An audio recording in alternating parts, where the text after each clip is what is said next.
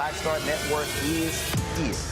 Hold no punches. I'm real revolutionary right Black power. Support this man, Black media. He makes sure that our stories are told. Thank you for being the voice of Black America, Roland. Stay black. I love y'all. All momentum we have now, we have to keep this going. The video looks phenomenal. See, there's a difference between Black Star Network and Black-owned media and something like CNN. You can't be Black-owned media and be scared. It's time to be smart. Bring your eyeballs home. You dig?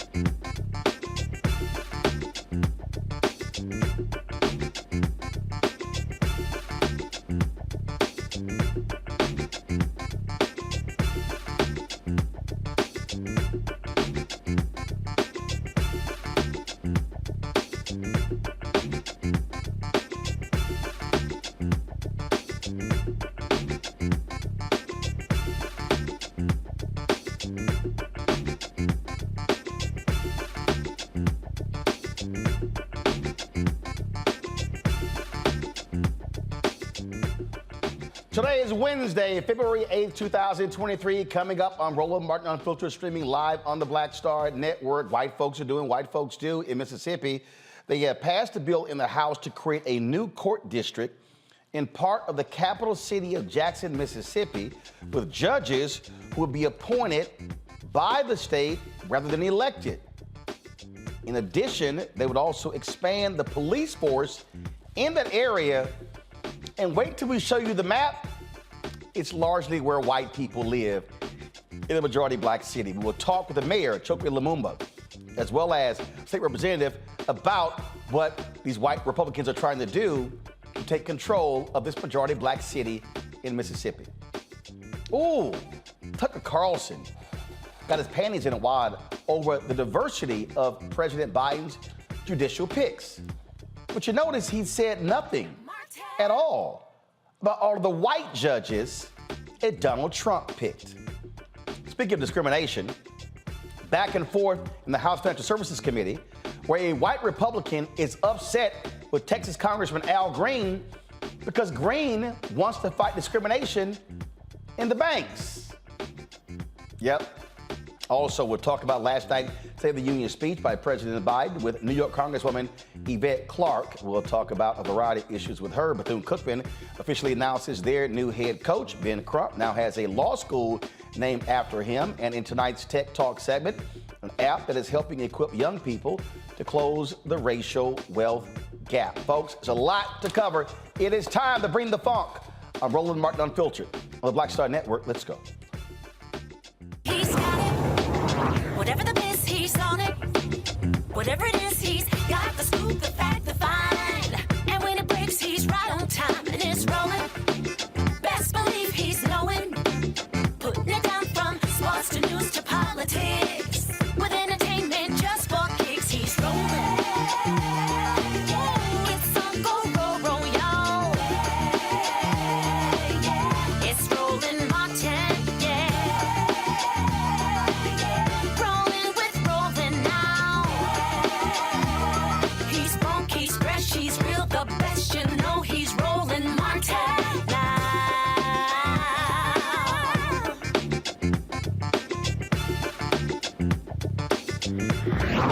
Martin. Oh, Republicans love to talk about local control, big government, except when they have power, and they don't like it when black people have power. Yesterday, the Mississippi House of Representatives voted 76-38 to pass a bill creating a new court system within the Capitol Complex Improvement District and expanding the district. Now, where's the Capitol Complex located in Mississippi? In Jackson, Mississippi, a majority black city.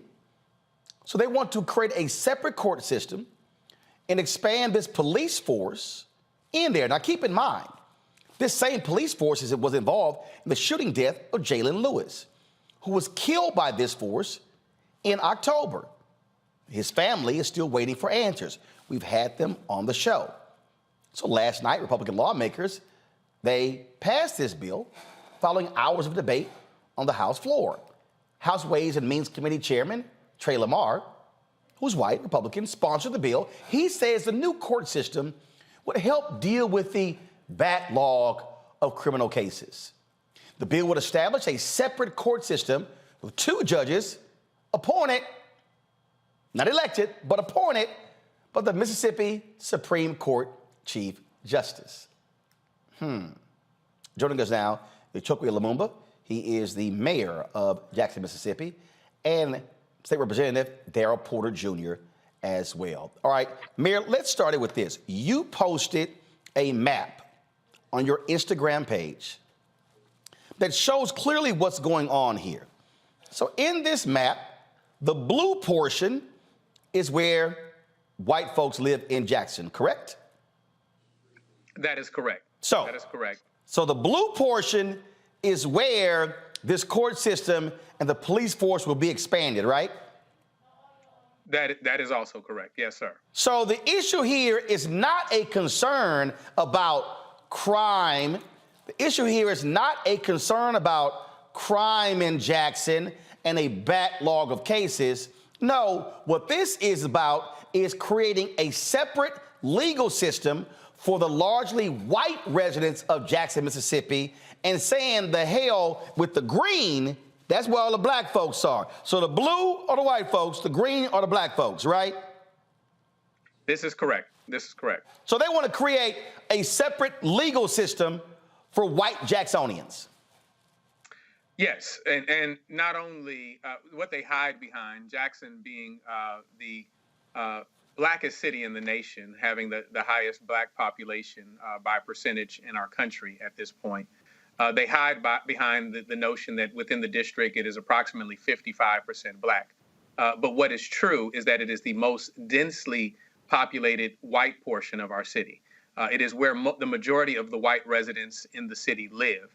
And so, you know, it is also the area that has one of the lowest crime rates in the city. And so the notion that this is an effort of public safety, an effort to assist the efforts of keeping the city safe, it doesn't meet the smell test. Why would you create a district for the issue or for the concern of public safety in what is likely the safest part of the city, and also arm the district with control over civil cases and chancery court matters, which have nothing to do with crime whatsoever? In addition, providing this military force that has no accountability to the residents, and as you said, judges to oversee these cases that are not elected, not accountable to the people. And so it's colonization, it's plantation politics, it's racism. Let's call a spade a spade. Lastly, what I would say, my brother, is you know, speaking with you and a number of other outlets talking about the issues over control of our water system, the inequity of the requests that we have made. You know, I've received a lot of backlash from Republicans across this state saying that I've given Mississippi a black eye, that I've talked poorly about Mississippi. Well, in the words of former coach Dennis Green, they are who we thought they were. They have proven time and time again that this is who they are. And when my mother would tell me, when people show you who they are, believe them. Representative Porter, see, here's what I find to be so interesting about this. So they say, oh, the backlog of cases. Show me the stats. How many? What's the backlog? Please, by all means, show me. So the mayor says this area has the lowest crime rate in the whole city. So now you want to create a whole separate system, and you want to create a separate civil system? How is that now an issue? No, this is about creating, this is going back to Jim Crow days, about creating white enclaves, being able to carve out a white enclave in Jackson, Mississippi, to say to the white residents, we got you. You don't have to worry about those Negroes. You don't have to go near them. We will take care of you in our own little area. Right, Roland, and the mayor's right. You know, this is a power grab. This is a blatantly racist move by the Republican Party here.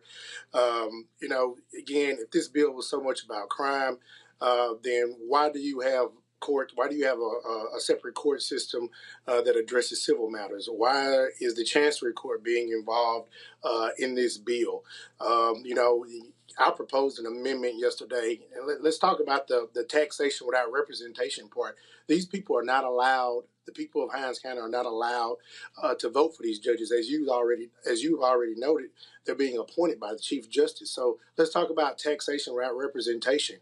How they're going to be taking 12% of the sales tax and putting it into this capital, the CCID, the Capitol Complex.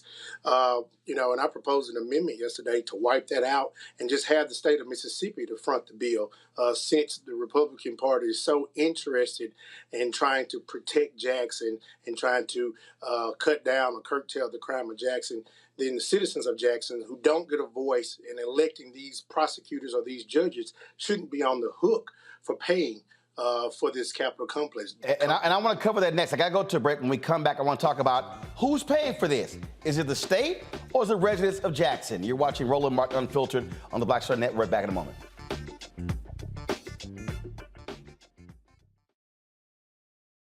Most people think that these television shows that tell stories about who we are as black men, and then they paint these monolithic portraits of us. They think that they're being painted by white people. And I gotta tell you, there are a whole bunch of black folk that are the creators, the head writers, the directors of all of these shows, and that are still painting us as monoliths. The people don't really want to have this conversation. No, they don't.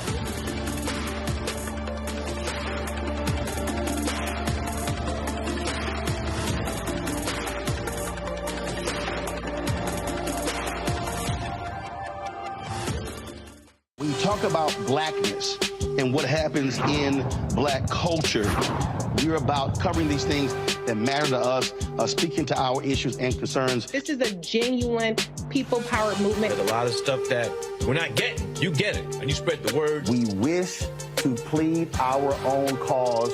Too long have others spoken for us. We cannot tell our own story if we can't pay for it. This is about covering us. Invest in black-owned media. Your dollars matter.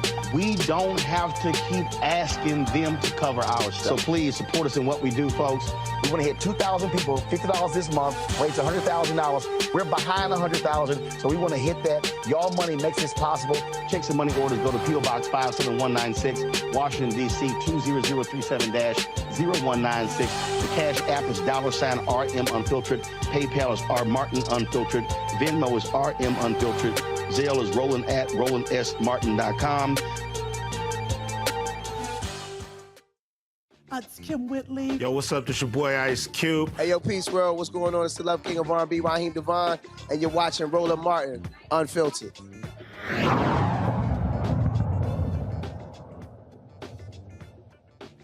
We continue our conversation regarding the white Republican power grab in Jackson, Mississippi, with Mayor Chokwe Lumumba and State Representative Dara Porter.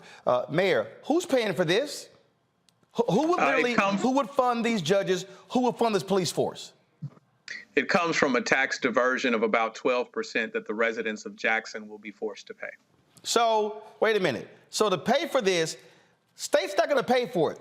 They're going to take money from Jackson residents to pay for the district But those same residents have no control over who the judges are and no control over the police department, which means that right now, the police department in Jackson reports to you and the city council, correct? Correct. So their tax money is being taken to fund something that they have no say-so about. Absolutely. And I think it's noteworthy to mention that the Jackson Police Department has made several requests over time for funding to help their policing efforts. We've made requests of the state for money for alternative or violence interruption programming. So cure violence models and those things have been rejected. And so it's not as if the city of Jackson has not put forth what we believe to be the solutions to our challenges. What we've been met with is a deaf ear or an indifference, a deliberate indifference to all of the things that we ask for, whether we're talking about issues of public safety or whether we're talking about issues of infrastructure. And instead of actually assisting us in the way in which we need to be assisted, they look at how they seize power. I think it's worth noting that not only are we looking at 1020, which was the House bill that we're talking about now that talks about this Capitol complex. We also have 2889, which was a Senate bill looking to take over our water system, a water system that you have well documented on your show, that we've been fighting for resources. The state has denied us year after year, after generation, actually. And the moment we get $800 million from the federal government, all of a sudden it becomes attractive. All of a sudden it becomes something that they want to seize. Before that, we fought off the threat of a state takeover of our school system, a school system which has a budget similar to the city's budget, in which, it becomes attractive to them to give contracts for who cuts the grass in our schools. We are simultaneously fighting a battle over our airport that the city of Jackson invested in and the state of Mississippi wants to control. And so this is not something new. This is who they are. Like I said, they are who we thought they were. And so, I am as diplomatic as my options are. I come to the table prepared to have diplomatic discussions, but you can't come in my house and then start negotiating over my furniture. And so we want to make certain that it is clear that this is round one of a 12-round fight, and we're not going to lay down by any stretch as it pertains to this fight and the other ones that I mentioned. Representative Porter, the thing here that I think people really, really, really need to understand when we talk about this here, Jackson, Mississippi is the largest city in the state. Jackson, Mississippi supplies more sales tax revenue and more tax revenue than anybody else in the state. So really what you have is you have these white Republican lawmakers who don't like the fact that you got this majority black city that is the dominant city in the state of Mississippi, and they are trying to figure out how can we take as much power and money away from African Americans in Jackson and that we as white Republicans can control. And I would agree with you, Roland. And I think one of the representatives on the floor yesterday noted that ever since the first election of the first black mayor of the city of Jackson, they've been requesting funding. They've noticed the problems. They've brought the problems to the table, asked for funding to help curtail those problems, and every mayor since then has been denied funding to help curtail those issues. And as the mayor already pointed to, now as soon as they get some money from the federal government, well, now here comes the state that wants to come in. Wait a minute, hold up, Representative. Let's not speed over that. Money that the black folks in Jackson went to the Democratic administration in the White House, went to the black head of the EPA and made the case to get. Governor Tate Reeves did not make the request.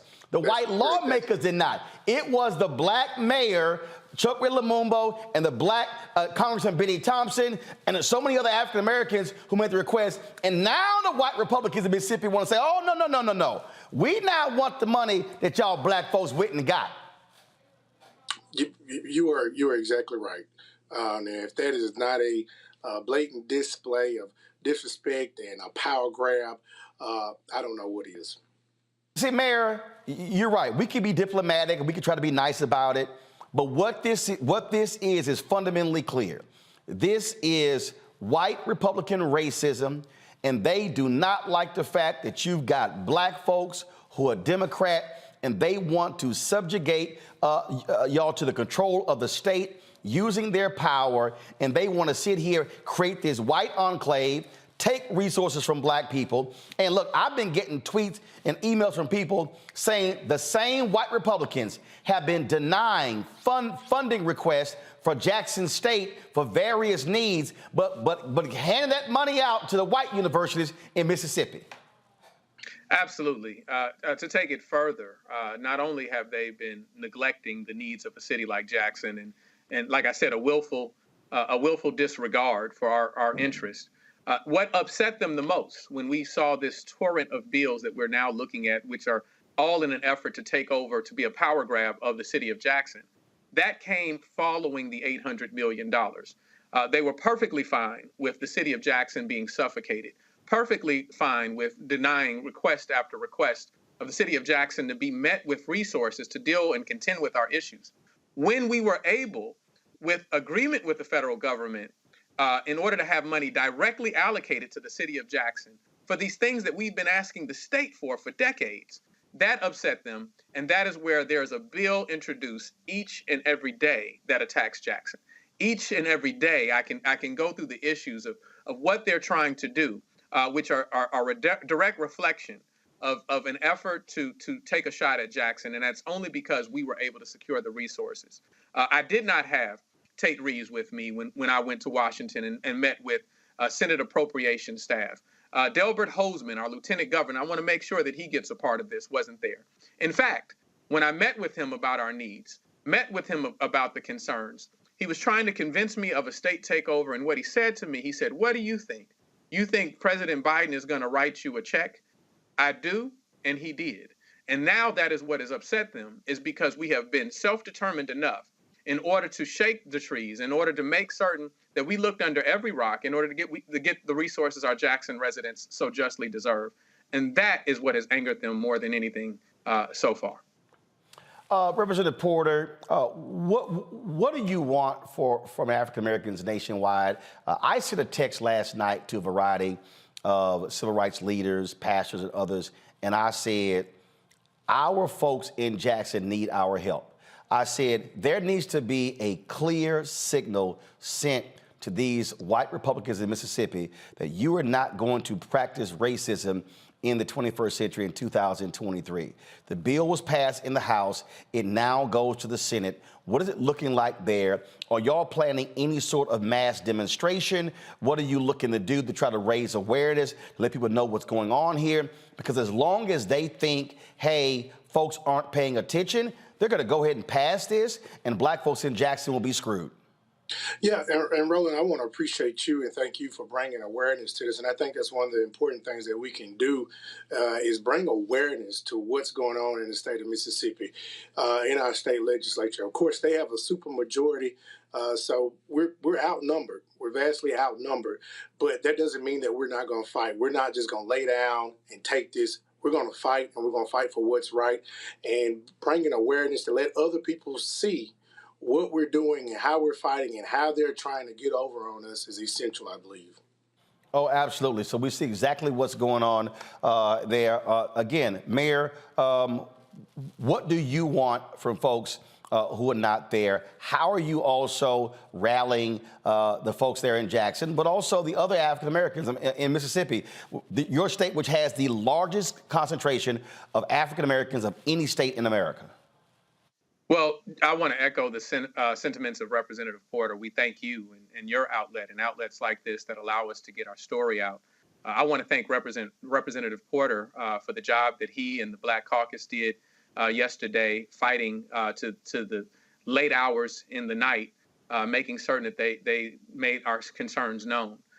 We have members of the community that have come together, done rallies, and we intend to do more, so that we make certain that this is a very well-known issue with amongst our residents and beyond, and we continue to fight. But there's another group that I want to speak to.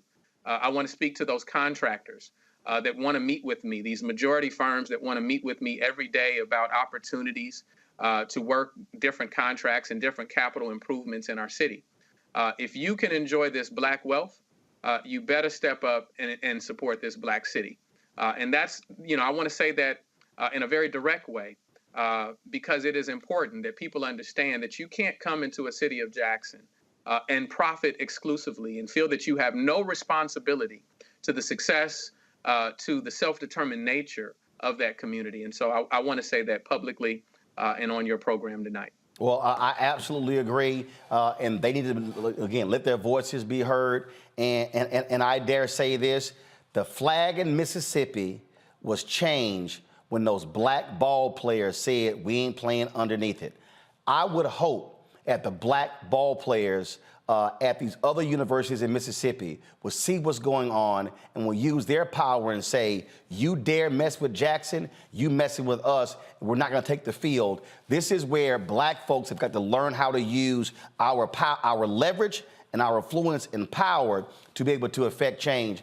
And so that's where also I think spreading the word is critically important. So I thank both of you, the Mayor, Representative Porter. Again, let us know what happens next. Anything we can do, we'll get the word out. I'll be sure to make this a part of my iHeartRadio Black Information Network commentaries. We'll push it out on social media as well, because people need to understand what these racists are doing in Mississippi. And this is a direct attack on Black leadership and Black people in Mississippi, and they're in Jackson.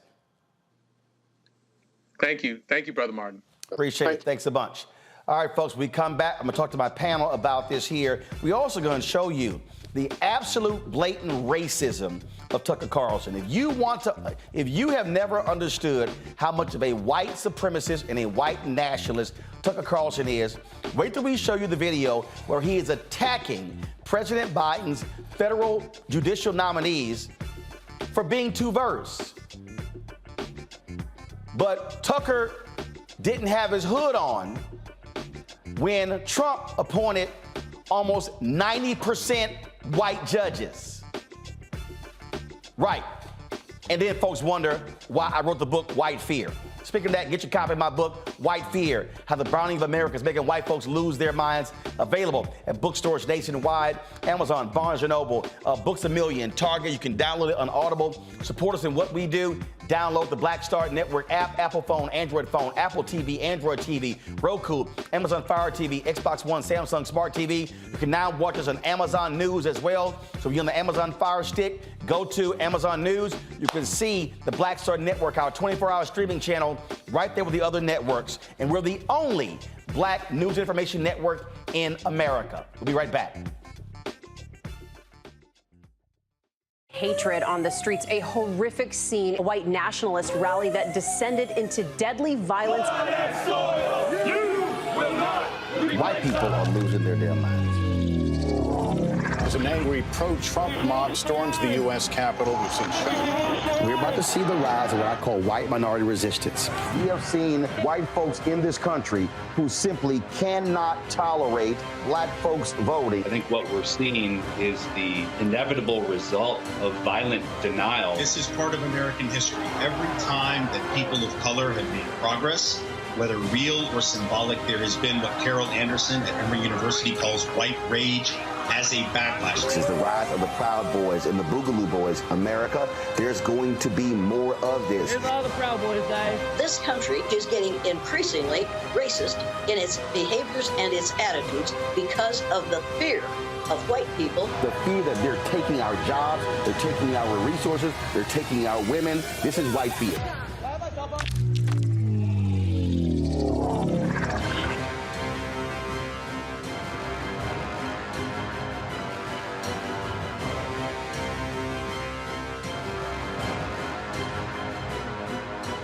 On a next, A Balanced Life with me, Dr. Jackie, a relationship that we have to have. We're often afraid of it and don't like to talk about it. That's right, we're talking about our relationship with money. And here's the thing, our relationship with money oftentimes determines whether we have it or not. The truth is you cannot change what you will not acknowledge. Balancing your relationship with your pocketbook. That's next on A Balanced Life with me, Dr. Jackie, here at Black Star Network. How y'all doing? It's your favorite funny girl, Amanda Seals. Hi, I'm Anthony Brown from Anthony Brown and Group Therapy. What up, Lana Well, and you are watching Roland Martin Unfiltered.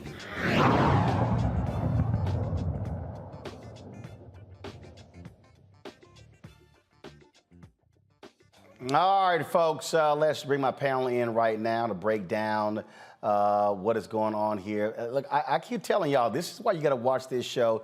You're not going to get this information anywhere else. This is also another of the reasons why we are the only black-owned media show nominated for the NAACP Image Award.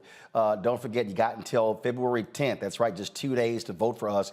Go to vote.naacpimageawards.net.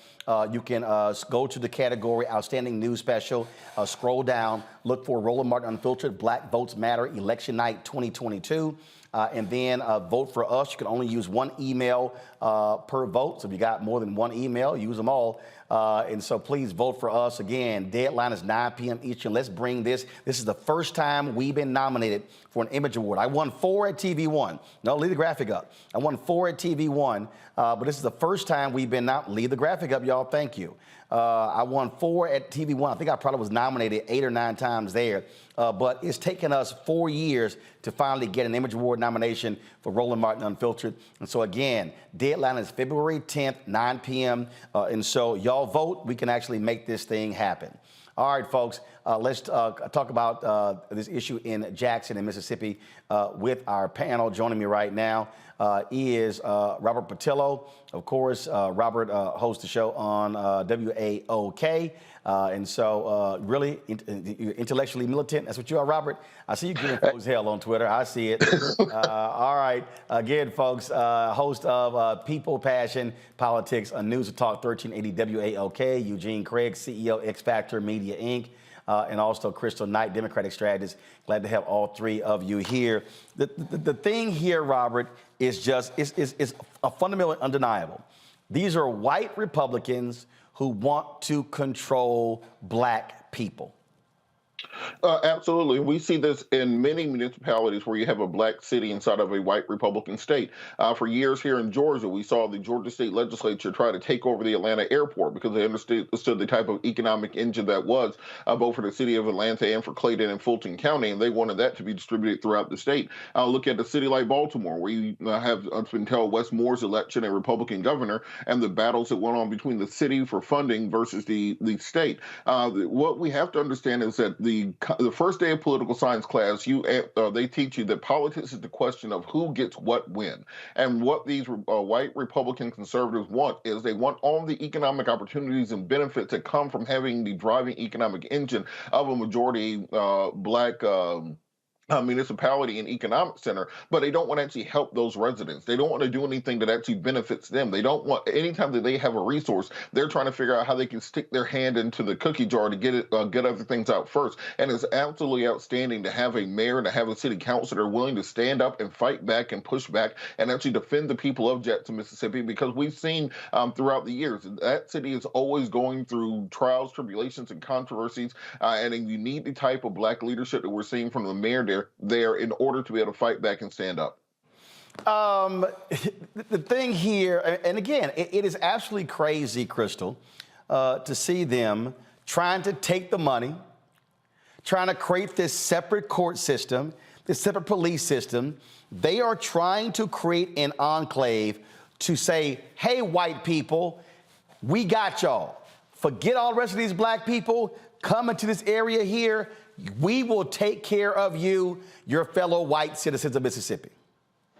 Yeah, I mean, I agree with everything that you just stated, that this is troubling. And it was troubling as the mayor and the state representative was speaking about how, you know, as soon as black people get congregated or situated in a particular area, white elected officials or white people who have a little bit of power move the goalpost. And so that's exactly what we see right now happening around the city of Jackson, is that, you know, white people want to feel safe. And so they're asking for an increased amount of police protection.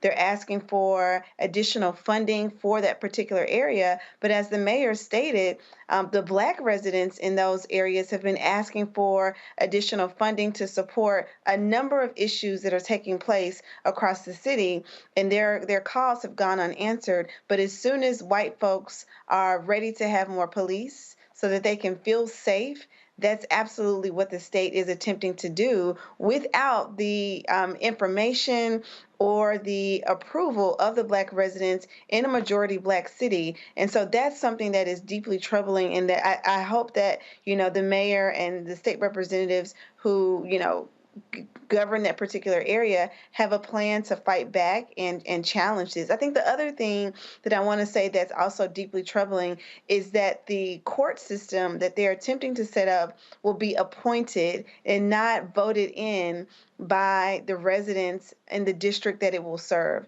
And that is also something that everyone should be alarmed about and deeply troubled by.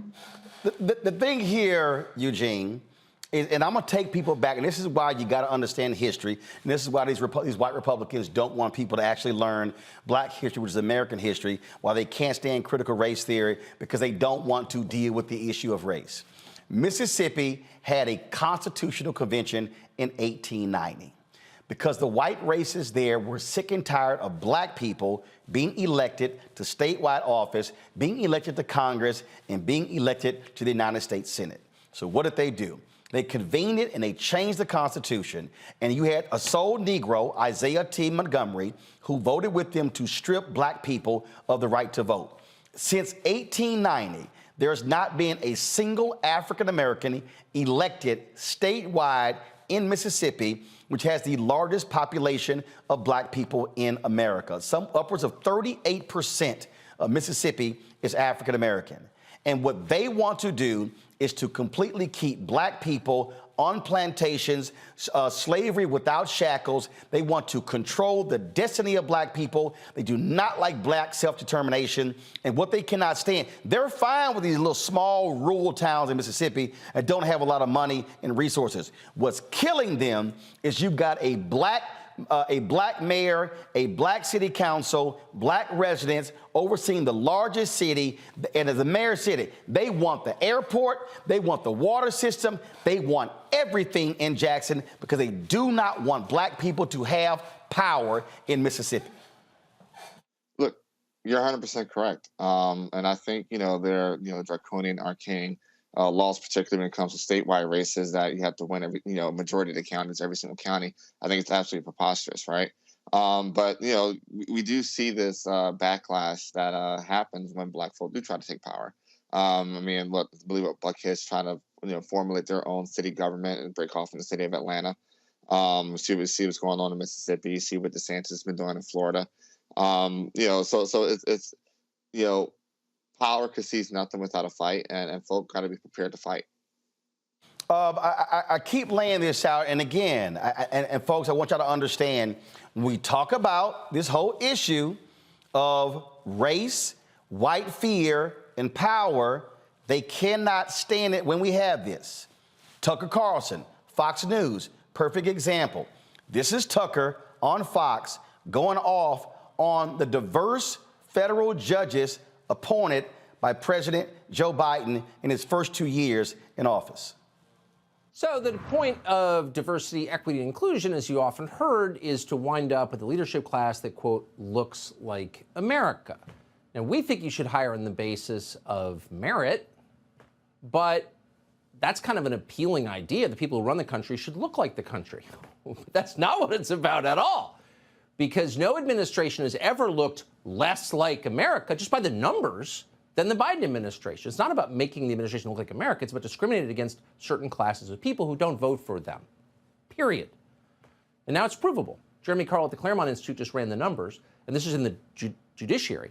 He found that out of 97 federal judges confirmed under Joe Biden, total number of white men, 5. 22 are Black women.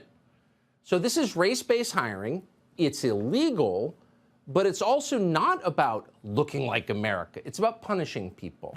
And it's also, incidentally, or maybe not incidentally, producing nominees for federal. So what I want you to understand, oh my God, Biden has only named 5 white men as judges. Would you like to go through history, Tucker, and see how many black people were overlooked for federal judicial positions? Constance Baker Motley, first black female federal judge. So we're saying that black women were not qualified before? Oh, maybe it's because they were not allowed to attend law schools. Ah, that could be it. See, I need everybody to understand, what the Tuckers of the world don't like is they don't like it when white men don't dominate.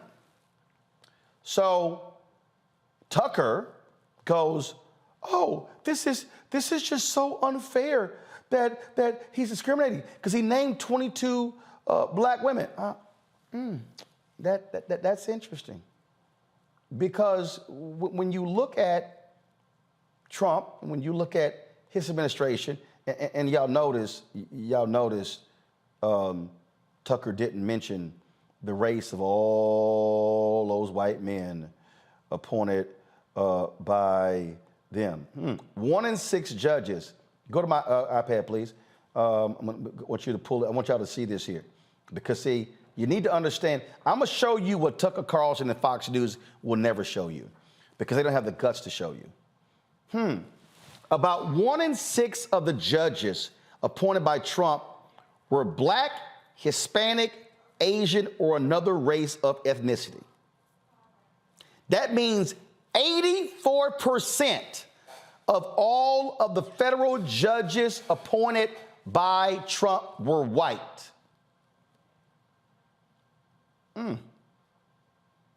Ain't that interesting? Now, mind you, that's fewer folks than George W. Bush. Now go back.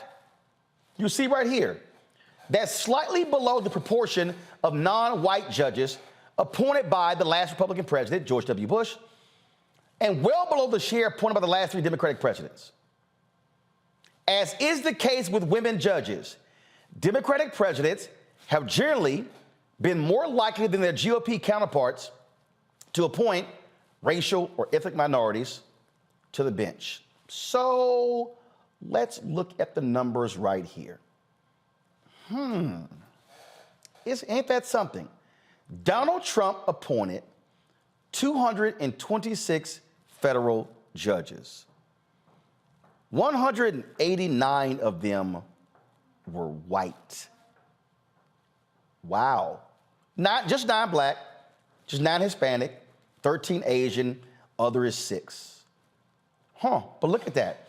Obama, 320 judges, 205 white, 58 black.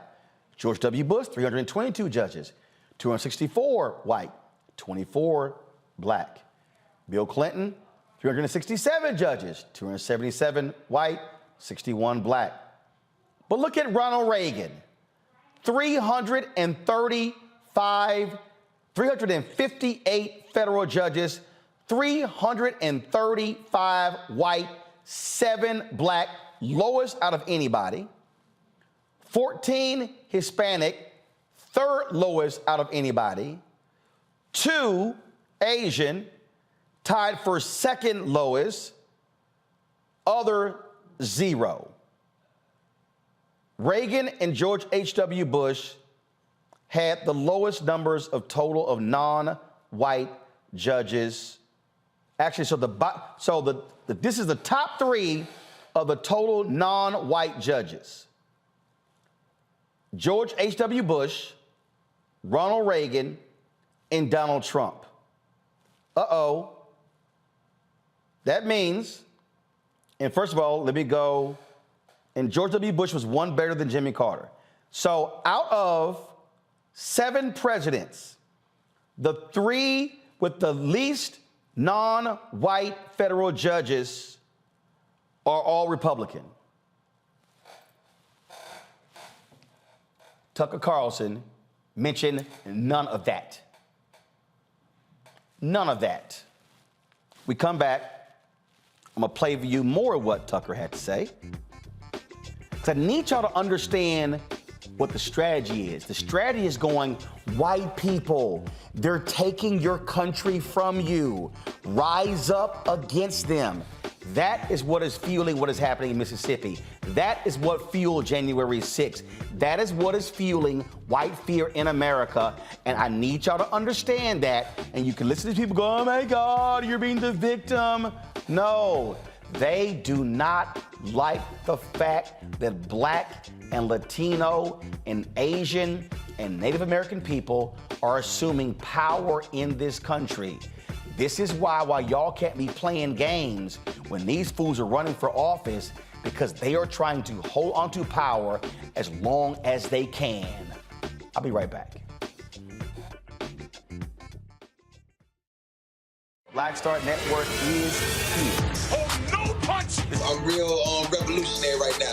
Thank you for being the voice of Black America. All momentum we have now, we have to keep this going. The video looks phenomenal. See, there's a difference between Black Star Network and Black-owned media and something like CNN. You can't be Black-owned media and be scared. It's time to be smart. Bring your eyeballs home. You dig? Next on Get Wealthy with the Deborah Owens, America's Wealth Coach. Listen to this. Women of color are starting 90% of the businesses in this country. That's the good news. The bad news, as a rule, we're not making nearly as much as everyone else. But joining us on the next Get Wealthy episode is Betty Hines. She's a business strategist, and she's showing women how to elevate other women. I don't like to say this openly, but we're getting better at it. Women struggle with collaborating with each other. And for that reason, one of the things that I demonstrate in the sessions that I have is that you can go further together if you collaborate. That's right here on Get Wealthy, only on Black Star Network.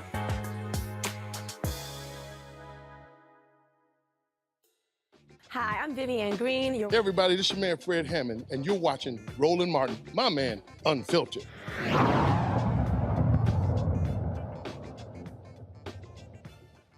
All right, folks, let's continue this here. So press play on Tucker. So I need y'all to hear this, folks. Go ahead. And the numbers, and this is in the judiciary. He found that out of 97 federal judges confirmed under Joe Biden, total number of white men, 5. 22 are Black women. So this is race-based hiring. It's illegal, but it's also not about looking like America. It's about punishing people. And it's also incidentally, or maybe not incidentally, producing nominees for federal judgeships who know nothing about the Constitution. Isn't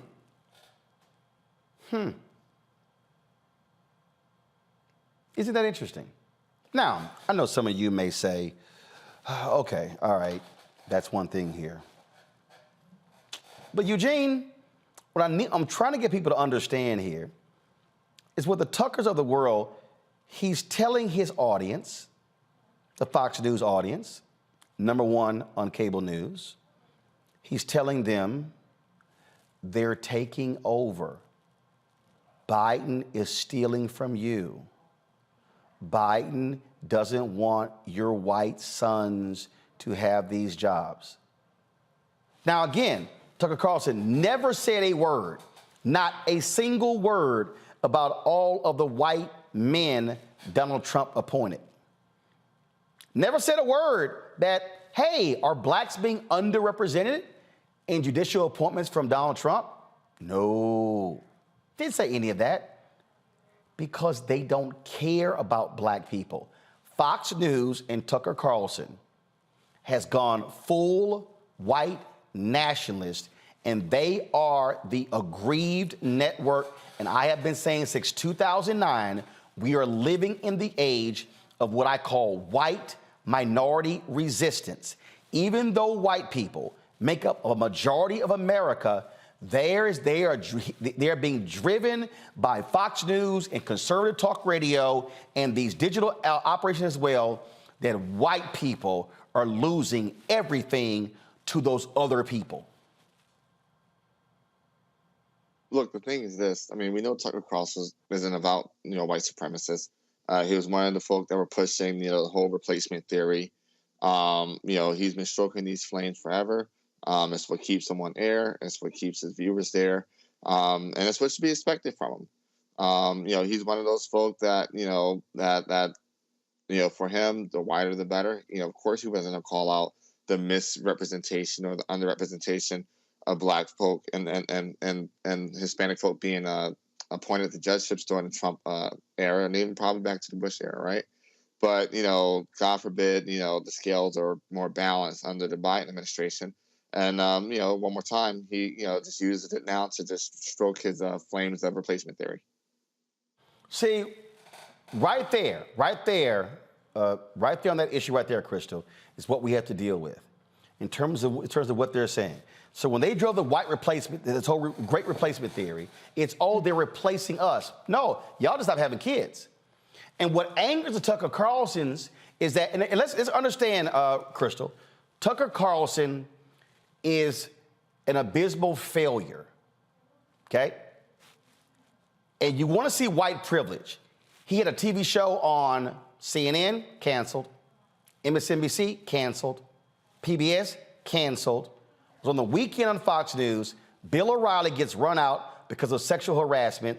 Tucker takes over his slot. He goes full bore white nationalism. Ratings go sky high. So of all people who want to talk about talent and what's fair, he really should shut the hell up, because he embodies, one, a silver spoon being born in his mouth, a trust fund baby. He epitomizes white privilege. But what he is doing is he is simply, and this ain't dog whistling, they are now yelling with megaphones, hey, white people, they're taking everything from us. You must rise up and stop this. Absolutely. I think you're right in that white men get the option to fail up.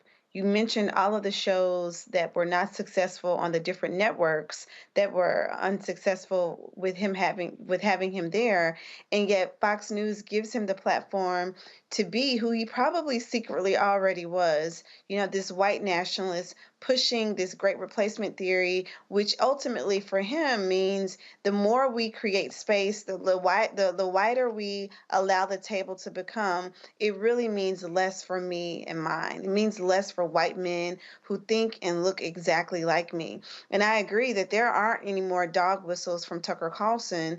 Those are just, it's straight talk. It is talking directly to the base of people in this country who believe that dangerous rhetoric.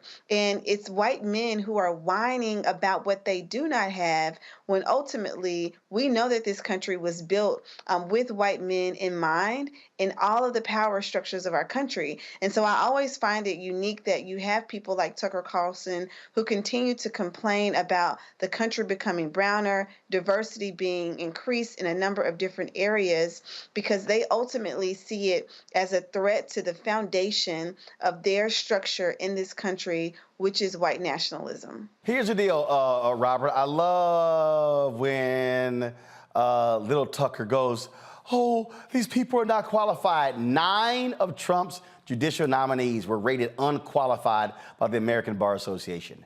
9 of them. But here's what's interesting. Go to my iPad, please, Anthony. Right here. None of Donald Trump's 53 confirmed appeals court judges were black. Not a single one. Quote, that makes Donald Trump the first president since Richard Nixon to go a full first term without selecting a black nominee for a federal appeals court. In Tucker's world, well, clearly, there are no black people qualified to be on the federal appeals court. Well, Roland, what's more concerning, and this is going to be jarring to Tucker's audience if they see this at some point in time, is that Tucker Carlson is a racist. He's not a white supremacist. He's not a white nationalist. Tucker Carlson from San Francisco. He comes from, his full name is Tucker Swanson Carlson, a friend of mine.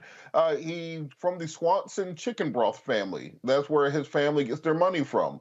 And so, as you said, he's been through talk radio, been through cable news on various networks. He had mornings with Tucker before Joe Scarborough and Mika Brzezinski took over that time slot as a very middle-of-the-road to progressive television show. The concerning part for me is that this message found an audience that dominates cable news ratings. The fact that he doesn't believe these things and understands that he can simply repeat them and make millions of dollars, the same way that we've seen grifter after grifter on the Republican side of the aisle start picking up these talking points. The My Pillow salesman started becoming a white nationalist and made millions of dollars off it. Donald Trump incorporated white nationalism and rolled that into the White House. We have an entrenched group of white people in this country who are so fearful of becoming a minority group, who are so fearful of black domination. David Duke was talking about this back in the 1980s when he talked about the replacement numbers, that white people were not having enough children to replace themselves, let alone maintain their majority, and that will lead to conflict going forward. As long as these people see this as being a racialized battle, a zero-sum game, that every time that a black person or brown person receives something is automatically stolen from you, this is your birthright, this is your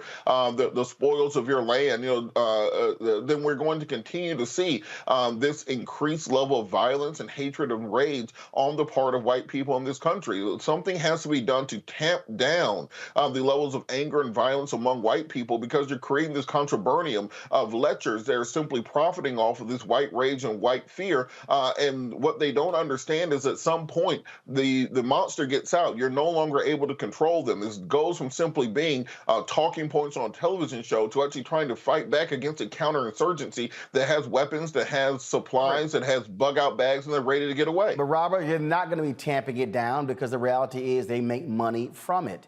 And they know that. This is why you had those racists who attacked the power grid in Baltimore. This is why you have these racists attacked in the country. This is why the FBI director says that white domestic terrorism is the biggest threat to this country. And so they are fueling this hatred. They love talking about, oh, y'all are playing the victim. Oh, you're race hustlers, when in fact, they are simply stoking white fear. That's why I wrote the book, why I said the changing America is making white folks lose their minds. That's what Tucker and them are doing, because this is about money. It is about power. Mississippi, they want to take over that water system. They want that $800 million from the federal government. They don't want black folks actually being able to control it. And then understand the whole attack on DEI and multiculturalism and everything. They want to stop everything dealing with trying to change this country for the better in corporate America, in our schools, in every single system, because they are saying, damn it, we're losing control. They're taking over. And I keep warning black people, this was never gonna end with Trump out. Black people, these folks are serious. When we come back, I'm gonna show you what happened on Capitol Hill today. Well, they said, stop talking about racism in the financial services industry. It doesn't exist. Yeah, wait till we show you next. I'm Roland Martin Unfiltered.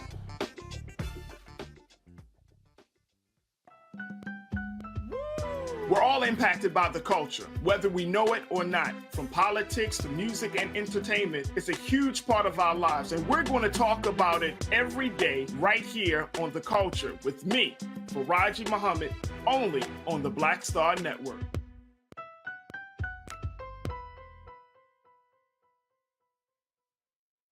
Next on the Black Table with me, Greg Carr.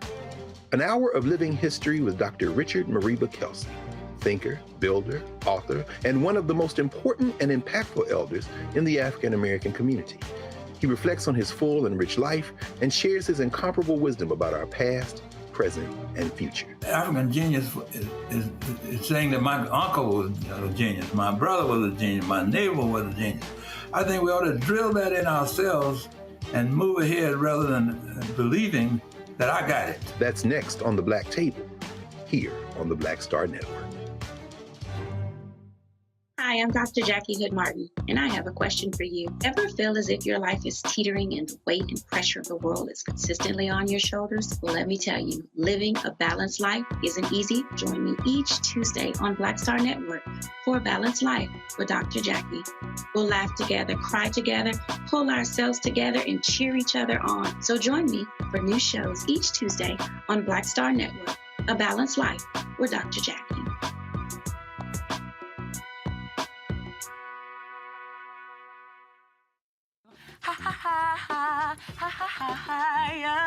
Hey, I'm Antonique Smith. What up, Lana Well, and you are watching Roland Martin Unfiltered.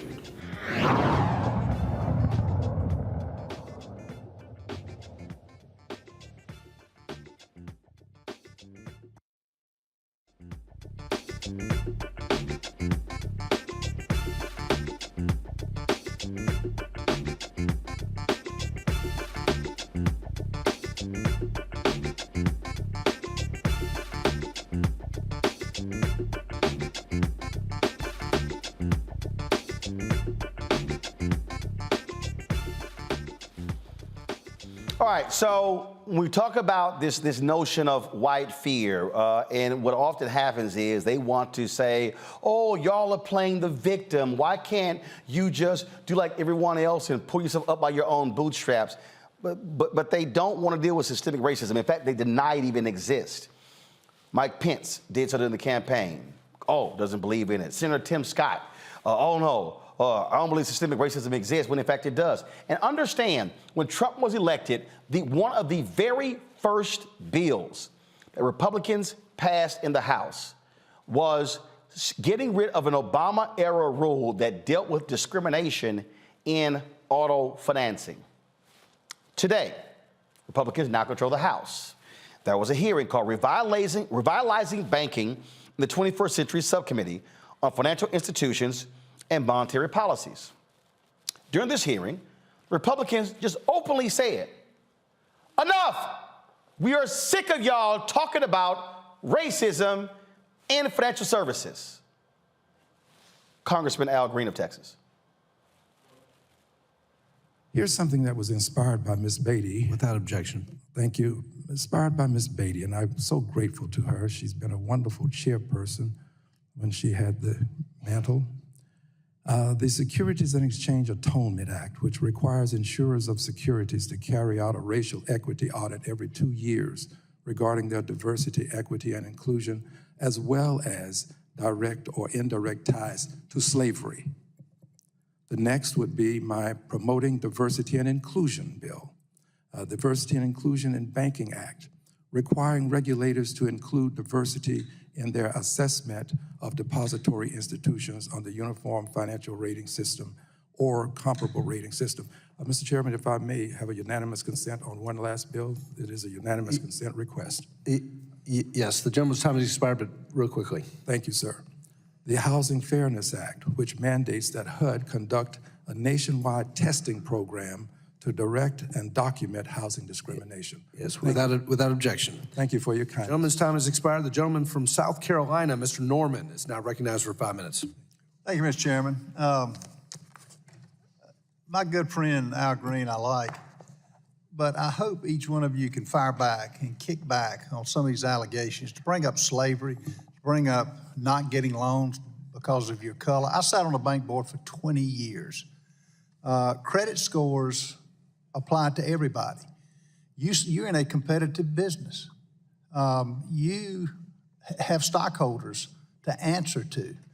This constant drumbeat is really getting tiresome to hear them day in, day out talk about discrimination. We'll fight, the regulations, his bills, because it makes no sense.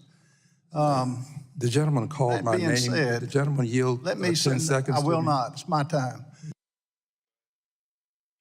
Now, he goes, oh, I'm tired of hearing about this here. That's interesting. Go to my iPad. The Committee for Better Banks did a study. It says racial bias runs deep at America's largest banks. Keep in mind, during the financial crisis, the housing crisis, we discovered how black folks were targeted with subprime loans. It is undeniable, y'all. It is undeniable about the racism and discrimination that exists in these banks. And so, Representative of South Carolina, I sat on a bank and these things are based upon credit score. You don't think there's racism within the credit scoring industry? Folks, what we are looking at here, and I just need y'all to understand, is this is the type of denial that white Republicans are all about. And so what they can't stand is they can't stand when Democrats and black people are demanding this to be fixed, because what they want to say is, why can't y'all just ignore this stuff? Why can't y'all just move along? Why can't y'all just accept that things are getting well? In their minds, it doesn't even exist. I did a show the other day, PBD podcast, and the host of his Patrick Bet David, an Armenian American. And what was interesting is, he was talking about, how he moved here and how he did all of these different things, and he was complaining or whatever, and he kept talking about how, you're a victim, and why do you have to focus on the negative in this country? Here's some of how that went. 27 out of top 30 cities in American crime ran by Democrats. Why? First, I will tell you. First of all, it's where African Americans are living. So let's bring up Chicago in particular. What you have had in Chicago is you've had some of the greatest racial segregation, not in 20 years, not in 30 years, but literally in 100 plus years. Led by Democrats. No, here's the deal though. Okay, I will show you how. Mississippi has the largest percentage of black people in America, run by Republicans, broke as hell. Explain that. Explain me the highest. Tell me when you have. Hold on, wait. Don't spin. No, I'm not spinning. No, don't. No. What I'm Let's showing stay you. on topic. Hold on, wait. Hold on. Let's stay on topic. We're the on topic is crime 27 out of 30, not economic. Now, let me show you what happened there. So when I say it, Patrick wants to focus on crime in these areas where you have Democratic mayors. I mentioned to him the condition of black people in Republican-led states. Let's stay on topic. Well, if you are saying that Democratic policies create crime and haven't fixed it in these areas, what you're saying is Republicans have an answer. They don't. Here's more of our conversation. It's a different story. No, it's not. But I agree with you that we need to get the financial situation. No. And you're making the mistake. You went to Mississippi. No, you're making the mistake. No. Here's the mistake you're making. 27 out of 30. Here's the mistake you're making. When you say crime, I just obliterated a black conservative in my show on this whole issue. When you say crime, you have to then say, okay, what creates crime? No, what creates crime? What creates crime? When people are not doing well financially. What else? Your surrounding and environment. Who you're around. No, what else? Pick up habits. What else? Bad policies. No. What else? See, you're jumping to policies. But it is bad policies. Wait a minute. No. If I lead a company, if I run a company and I'm the CEO of the company, if the company improves or doesn't improve is based on my policies. I'm the head running the company, the department. If it doesn't improve, it's because of me. So let me lay it out to you again. Go for it. When you talk about what is the underpinning of crime, John Hope Bryant, founder of Operation Hope, this is what he said. He said, show me a community where you've seen a riot with a credit score of 700 or higher. The reality is, when you talk about crime in this country, you're talking about economics, you're talking about education, you're talking about housing, you're talking about health. Mm-hmm. Show me areas where you do not have high crime. I'm going to show you areas that don't have the same, aren't as compacted. That's first. What you have is, when you talk about crime in places, you then look at what are the numbers of people there, what are the pockets there, what are those communities, and how did those communities, how were they created literally not over 20, 30 years, but literally over 50, 75, 100 years. Now. So why am I unpacking that? Because this is what Republicans want to do today, especially white Republicans. They want to deny how we got here and then want you to believe that all these issues have evaporated when in fact, Eugene, they are still here. And this is the shell game they play, and they get the white folks to go, see, that's right, y'all victims when it's right there. racism, discrimination in housing appraisals, racism there when it comes to handing out loans, racial bias when it comes to the major banks. In their minds, none of these things actually are happening. Y'all are just making this stuff up.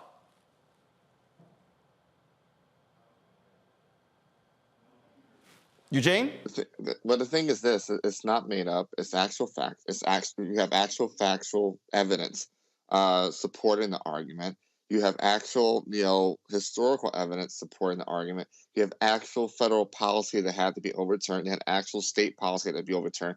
You had actual local policy that had to be overturned or struck down. I mean, so when folk like this guy, because I saw when you shared the I guess initial clip on Twitter or whatnot, when folk like this guy, come and make those arguments, and then especially when they, make the argument in comparison to Americans to immigrants or whatnot, or other groups, or Black Americans to immigrants and other groups. I mean, these guys are so misguided and so intellectually dishonest and so devoid of fact.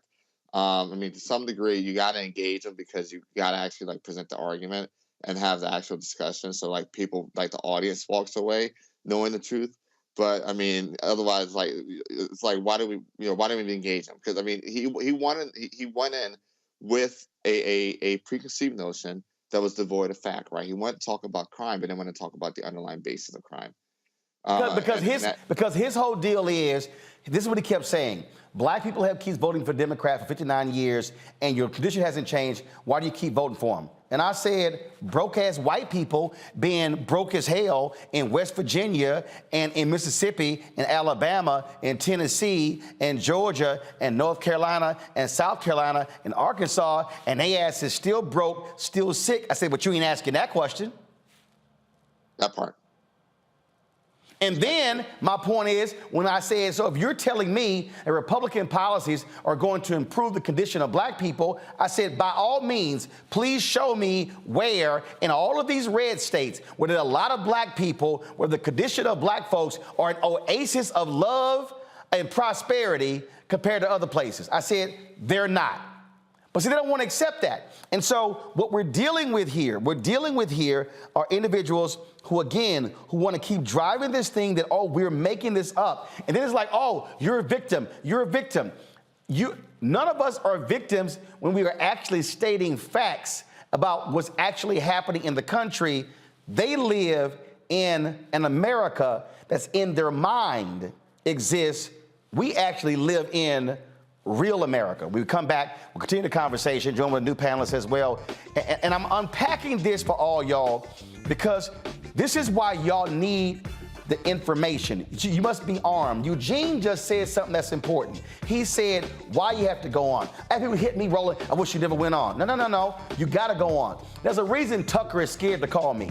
Sean Hannity is scared to call me. Laura Ingraham is scared to call me. Kennedy is scared to call me. They're all scared to call me because they don't want somebody Black who actually knows how to read and who is always armed with the facts, because they want to keep their audience dumb and dumber. They don't want them to know the reality of what's happening in America. And that's why you got to support Black-owned media, because we create the counterbalance to what they're doing. And that's why your checks and your money orders and your money matters. I'm telling y'all, white billionaires are funding the Daily Caller, the Daily Wire, the Daily Signal, and all of these conservative media outlets. We cannot lose the information war. Check and money orders go to P.O. Box 57196, Washington, D.C. 20037-0196. Cash App, $RM Unfiltered. PayPal, R Martin Unfiltered. Venmo is RM Unfiltered. Zelle, Roland at RolandSMartin.com. Roland at RolandMartinUnfiltered.com. We'll be right back. Most people think that these television shows that tell stories about who we are as Black men, and then they paint these monolithic portraits of us.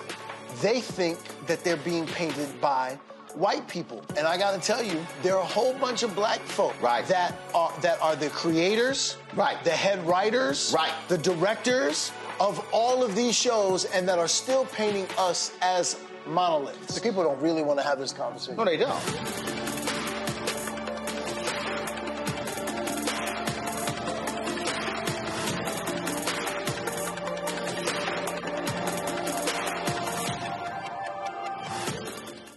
When you talk about blackness and what happens in black culture, we're about covering these things that matter to us, speaking to our issues and concerns. This is a genuine people-powered movement. There's a lot of stuff that we're not getting. You get it, and you spread the word. We wish to plead our own cause.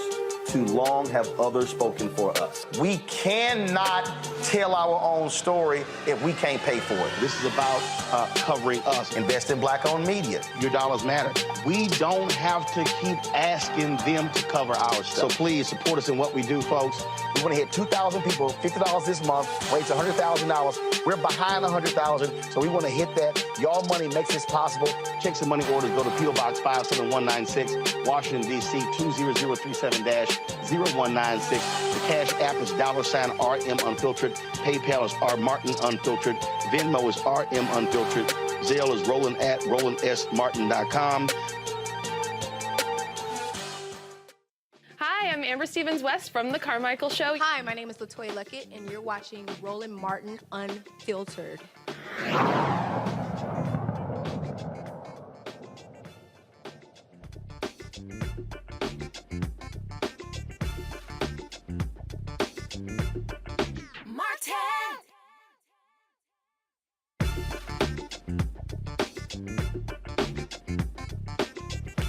All right, folks, welcome back to Roland Martin Unfiltered on the Black Star Network. One of the reasons, I just want people to understand this here.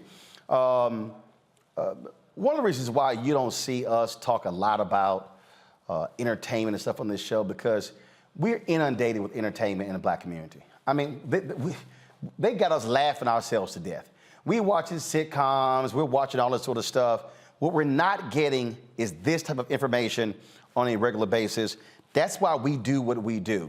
Because if that's what you want, if y'all want to hear about what the hell Offset and all the other people, backstage fights, if you want to hear whatever the hell stupid shit has happened on Zeus, go somewhere else. Go somewhere else.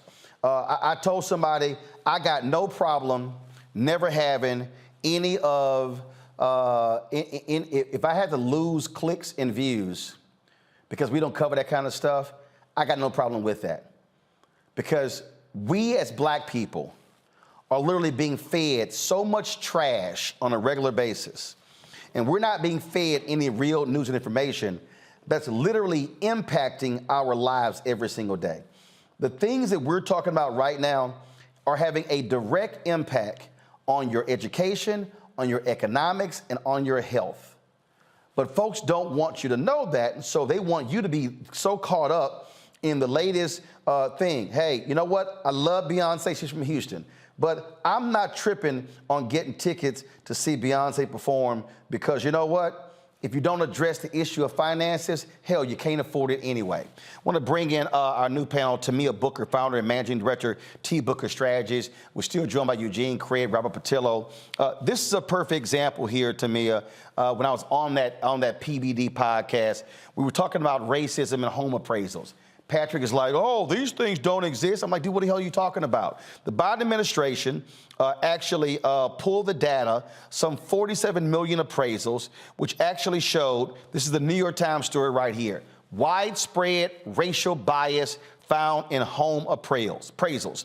Researchers found evidence of a persistent practice that gives higher values to homes when the occupants are white and devalue them if the owners are people of color. Now, what happens? Your home gets devalued, you get a lower rate, you sell it, that means your profit is actually less. That's less money you have to invest, to save, to buy stocks, send your kids to college. Well, that's the history of black people. Our homes have always been lesser than whites, and so when you go back, we have not been able to create generational wealth because we're passing down fewer dollars than white Americans. But oh no, we're crying victimhood because this is actually happening to black people. Yes, and I think there was a study, it may have been during the Obama administration, it said that black families took home about $8 worth of wealth in comparison to white families who actually had money to pass down. And the denial here is purposely done so they don't have to actually act, right? They don't have to actually put any policies into place legislatively, as we saw with Congressman Green in that exchange, that is all a concerted effort. It's all systemic. And the continuation of denial of what we have been through as a people, what we have seen documented, what we have seen with housing, we have seen real life stories of this happening to Black people when they've had their homes appraised, where they've had white people opposed. We saw those articles last year where they had white people posed as the owners of the home. Values went up over hundreds of thousands of dollars. And these discriminatory acts have to stop. And so we have to hold our leaders accountable. I'm glad to see the Biden administration doing something about this. But the Republicans can no longer continue to deny this. This is happening, and we have to do something about it. And I'm glad that at least on the Democratic side, we're doing something in the House. Look, it's real clear here, Robert. Analyzing the millions of appraisals by using census tracts as a proxy for neighborhoods and comparing communities with nearly identical housing stock, two researchers found that the results showed a clear correlation. The higher the proportion of white residents in each community, the higher the appraised value of individual homes. This is what we deal with. Yet you have folks like Patrick Bet-David, others, oh, y'all are race hustlers. You are race pimps. Y'all keep talking about race, race, race. Guess what? You get rid of racism, hell, we have something else to discuss. Well, it's interesting on this point because, particularly of him being Armenian, I find this being kind of an insane conversation with this idea of the victimhood mentality, because Armenia and Azerbaijan have been in a pitched battle for the better part of a century since the downfall of the Ottoman Empire in 1920 and after the Young Turk Revolution, over a disputed region called Nagorno-Karabakh, where it's a semi-autonomous region which is wholly located inside of Azerbaijan, and they've been doing border skirmishes for the last several years. A couple hundred people die a year during this battle. But those Armenians are currently fighting against the Azerbaijanis who are being funded by the Turks and the Erdogan regime, because the Armenians are still mad at the Turks for the Armenian genocide during World War I, when the Ottoman Empire took a bunch of Armenians and dropped them off in a desert, and about 2 million of them died. Imagine us going to the Armenians and saying, well, why do you have this victim mentality against the Ottomans? That was 100 years ago. How are you still mad about something like that? Your people aren't still being oppressed. What are you upset about? Why don't you pick yourself up by your own bootstraps, make peace with Azerbaijan, give up the territorial gains of Nagorno-Karabakh, and just move on with your life? It's an ahistorical conceptualization of the way that policy and racial interactions happen. We're the only group on earth that are simply told to forget that history happened, pretend that the world was invented 5 minutes ago, pretend that nothing that led to right now is the reason for the things that happen right now. And in French cooking, there's a concept called terroir, which is the flavor of the earth. This is why you can't call bubbly champagne that's not made in the Champagne region of France champagne. You can't call something not made in the Cognac region cognac. But at the end of the day, it comes from the idea that what is in the soil influences what the flavor of the final product is. Well, if you look at the conditions of Black communities, you have to look at the soil itself before you look at what is coming out of it. So if you want to look at crime, if you want to look at education, if you want to look at problems in those communities, well, you have to look at what is being put in there. If you see a lack of infrastructure, a lack of transportation, a lack of housing, a lack of educational opportunities, lack of job opportunities, then of course you're going to have a negative outcome. So if people can understand it when it comes to cognac and champagne, you damn sure should be able to understand it when it comes to the Black community. But see, what the strategy is try to negate any and everything that is real, Eugene. And one of the things that Patrick tried to do was, oh, well, you succeeded. I was like, oh, here we go with the how you did. And I said, Patrick, you're trying to have a micro conversation when I'm describing a macro conversation. I said, which is what you don't want to deal with. And the fact of the matter is, in this country, and again, for all of these folks, him talking about him being an immigrant, and I'm sitting here going, dude, you get to do something that I can't do. You can actually pass for white. That part. You can pass for white. And see, well, these people, what I love about these other people is that they don't understand how literally in America, the entire apparatus, and let me say this again. Let me say this again to people who understand this here. The entire American apparatus was completely against black people. Federal, state, county, city, school board, neighborhood, banks, corporate America, federal government. Black people were paying into a system that literally hated them.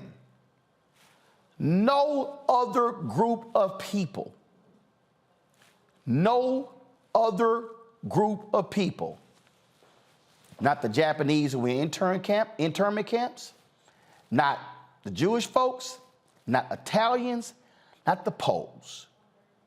There's no other group of people that had the entire country and the system completely set against them.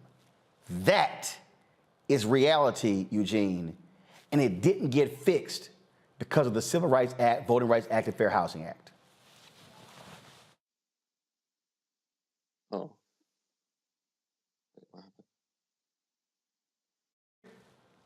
Tamia, go ahead. Comment on that, please, Tamia. Absolutely.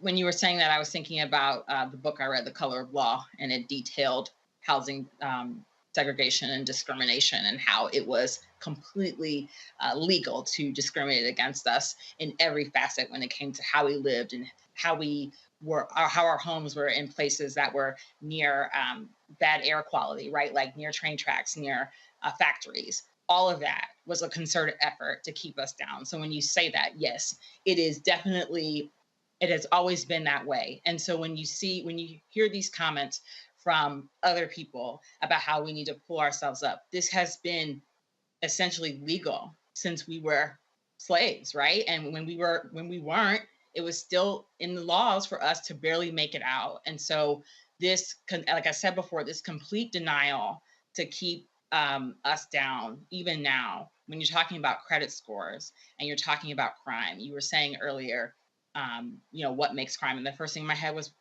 poverty, right? People are trying to make a better life for themselves. And we have had a system that has been against us since the beginning of time, since our ancestors were brought here. And so whenever there's an effort for us to try to pull ourselves out, whether it's on the federal level, the local level, the state level, there's always some resistance and pushback. Just like our trauma has been passed down, a lot of that racism, bigotry, hatred has been passed down on the other side. And so we have to keep continuing to fight and advocate for ourselves on that end, because this discrimination has been passed down. Indeed. And so the reason we exist is because we're going to keep pressing this issue. Again, teaching people, getting them to understand what is real. Because if we don't, even some of us will begin to believe the BS of a Tucker Carlson. We'll begin to buy into the BS of a Patrick Bet David. If we allow that to happen, and that simply cannot be allowed. And so for anybody who also wants to say, oh my goodness, y'all are victims, nah, black people are victors. Because ain't no way in hell anybody else could have withstood the hell that we had to deal with and still be standing. You're watching Roland Martin Unfiltered on the Black Star Network.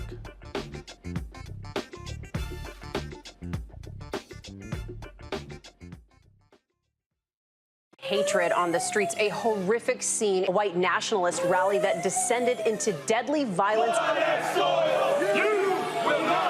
White people are losing their damn minds. As an angry pro-Trump mob storms the U.S. Capitol, we've seen shooting. We're about to see the rise of what I call white minority resistance. We have seen white folks in this country who simply cannot tolerate black folks voting. I think what we're seeing is the inevitable result of violent denial. This is part of American history. Every time that people of color have made progress, whether real or symbolic, there has been what Carol Anderson at Emory University calls white rage as a backlash. This is the rise of the Proud Boys and the Boogaloo Boys. America, there's going to be more of this. Here's all the Proud Boys, guys. This country is getting increasingly racist in its behaviors and its attitudes because of the fear of white people. The fear that they're taking our jobs, they're taking our resources, they're taking our women. This is white fear.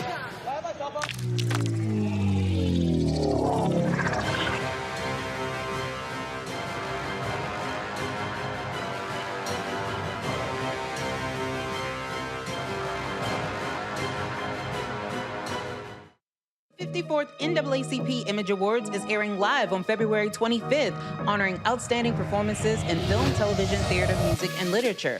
But this year, Roland Martin Unfiltered is nominated for Outstanding News or Information Series or Special. To vote, head to NAACPImageAwards.net, scroll down to Outstanding News/Information Series, select the category. You have to click on hashtag Roland Martin Unfiltered Black Votes Matter Election Night Coverage. To submit your vote, you will need an email. Only one vote allowed per email. Voting ends on February 10th at 9 p.m. Vote today. What's up, y'all? I'm Will Packer. I'm Chrisette Michelle. Hi, I'm Chaley Rose, and you're watching Roland Martin Unfiltered.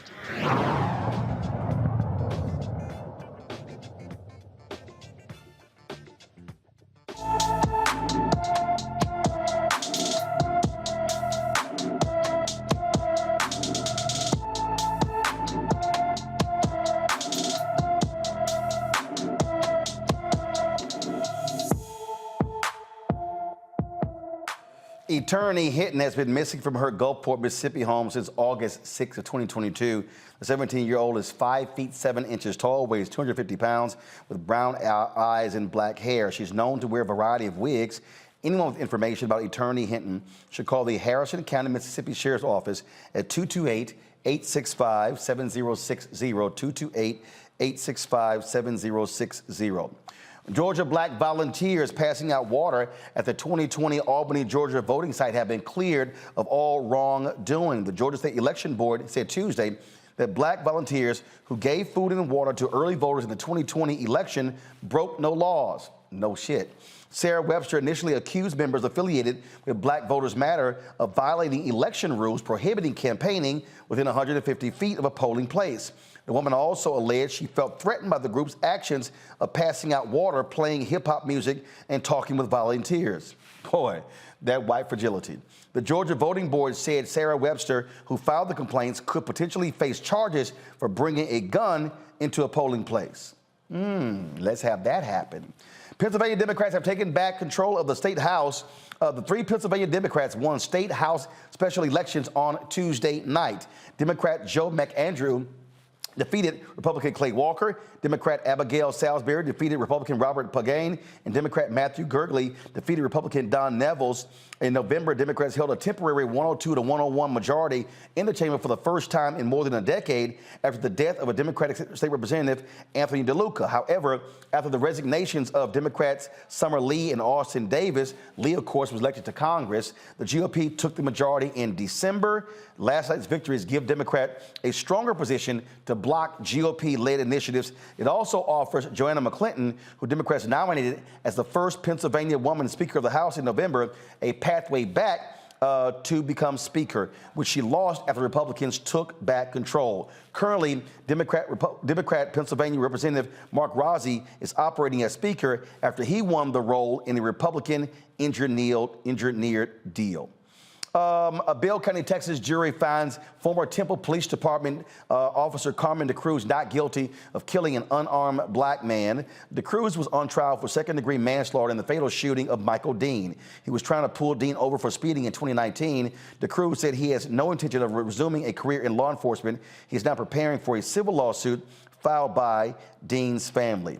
The College of Law at St. Thomas University in Miami, Florida, is honoring civil rights attorney Ben Crump after today they named their law school after him. St. Thomas University, Benjamin L. Crump College of Law, with the first law school in the country named after a practicing black attorney. Crump accepted the honor during today's dedication ceremony.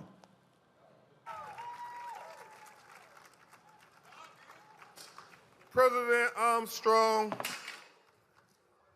Herman Rossamato, Father Pat, and to everybody at St. Thomas, thank you for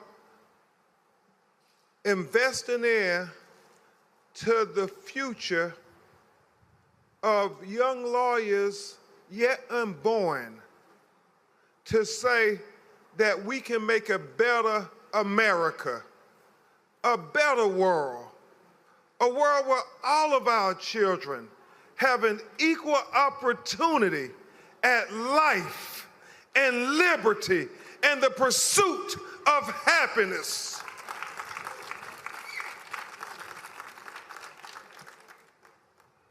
And to Amir Locke family, his father Andre Locke is here. Please give him a round of applause.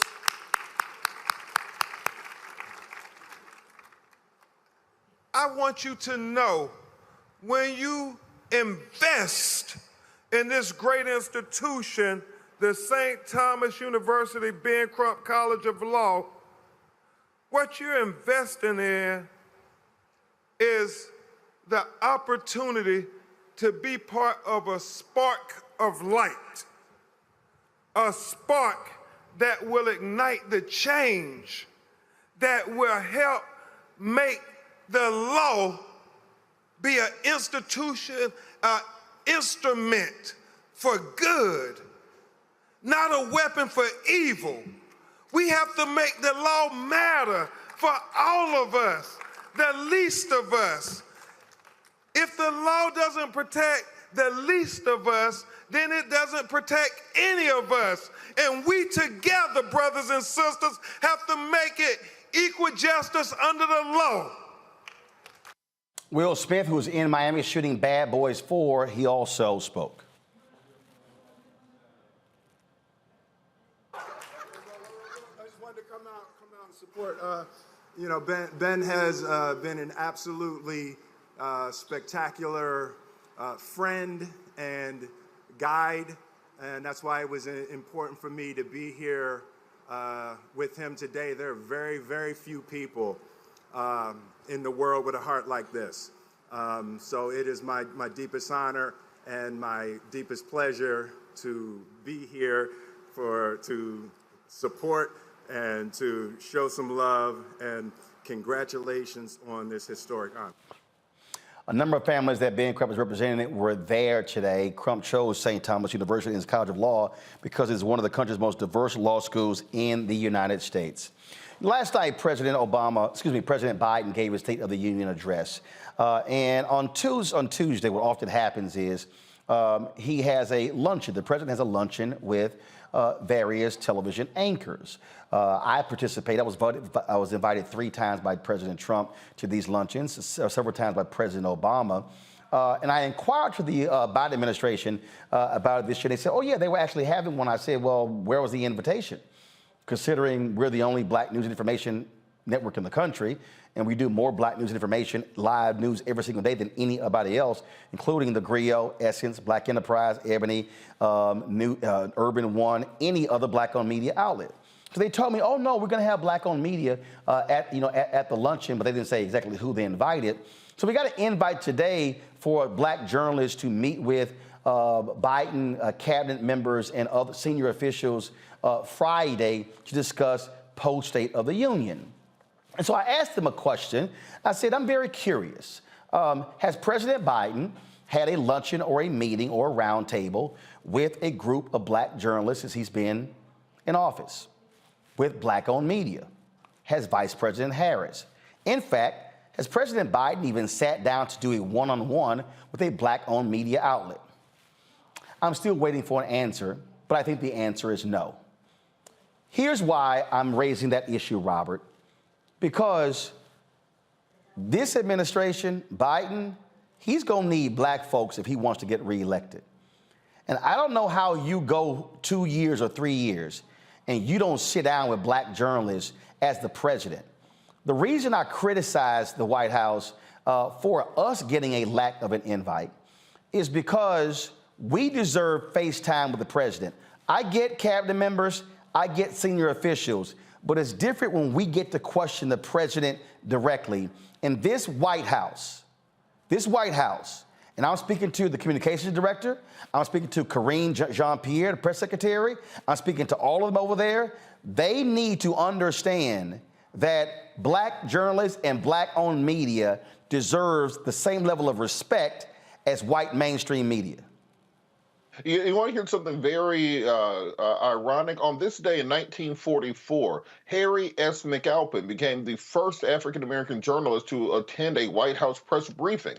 And President FDR said to him, "Good to see you over there, Harry." And it's interesting to see that here we are, 80 years later, and we're still having the same fights for access, the same fights in order to determine whether or not we can ask the direct questions of the administration. I saw that they did not have a problem talking about African-American issues in passing during the State of the Union, but I think all of us would like to hear a more fleshed out plan on what exactly is going to happen to George Floyd Justice and Policing Act, in addition to the Tyree Nichols duty to intervene bill that Sheila Jackson Lee will be introducing that was announced at the funeral last week.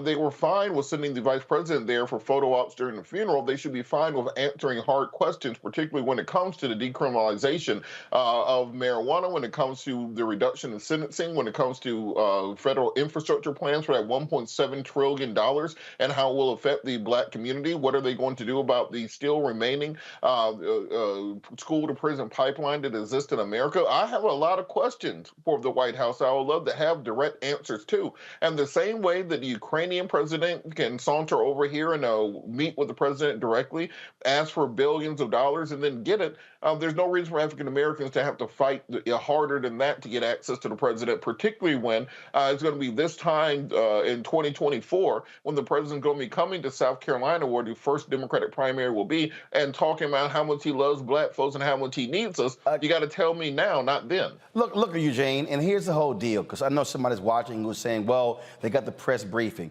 Folks need to understand how much it costs to be a part of the White House press corps, to have somebody who's a White House, correspondent. The reality is nearly all black-owned media can't afford that. But again, this president should be doing, I don't care if it's off the record, he should be doing sit down with black-owned media, with black journalists, but black-owned media especially. And understand, the two largest and most important constituents for Democrats, black women and black men. And I'm saying, if you're going to sit with most of these white anchors for a State of the Union luncheon, you should be sitting down with black-owned media and not just one outlet. Eugene? Yeah, sorry, then you're coming to me. Yeah, I agree 100%. I mean, look, the thing is this, without black folk, Democrats don't have a base. They don't have, they're going to get obliterated by Republicans up and down the ballot, every single jurisdiction. And the thing is this, right? It's black-owned media that's going to speak to black issues, to black people. I tell folk all the time, you got to talk to people in their language and on the terms that they set and how they receive things. And that's what makes black-owned media special to the black audience, because it's the telling of our story, our history, our issues, our current events, from our perspective, with the accountability to us, an actual black audience. And so the White House has an absolute responsibility to sit down with black-owned media, with black anchors that are responsible to a black audience. Because at the end of the day, a year from now, when the primaries are underway and they're trying to build out infrastructure to turn out black voters in a general election downstream, they're going to want the help and support of black media. And when engaged black media, I'm sorry, you need to make those deposits in equity now so you can make the withdrawals later. And to me, it's very simple. Again, we are 2 years in. He has not done that, and he needs to do it. The COVID is not an excuse anymore. And so I dare say, look, the folks over there, pay the hell attention. Do it. And so I'm definitely gonna hit Susan Rice and hit Keisha Lance Bottoms and hit Karine Jean-Pierre. But that's what they need to be doing. And again, if the White House is saying, "Oh, you're upset because you didn't get invited on Tuesday," you damn right. Because the reality is, we put in the work every single day. And if the Trump people could invite me 3 times, the Biden people damn sure know how to find me. And I'm saying, other black folks should be in the room as well, and not just traditional television outlets, people with real platforms who speak to black people. Yes, that's correct. And, I've worked on several presidential campaigns, so I have strong opinions here. I'm sure you saw my face when you said that has not taken place as of yet. And we are very close to another election cycle. So I agree with you. There absolutely should be an opportunity for you all to sit down with them. And like you said, even if it's off the record, engaging us at the last minute is not an option. Our electorate, our voice is very important. We sway elections, and when we turn out, our folks win. And so it's important that we're engaged early on. People are tired of being. I think Tamia froze there. Sorry. I got to go. So let's get our technology fixed. And we'll be right back. Roland Martin Unfiltered on the Black Star Network.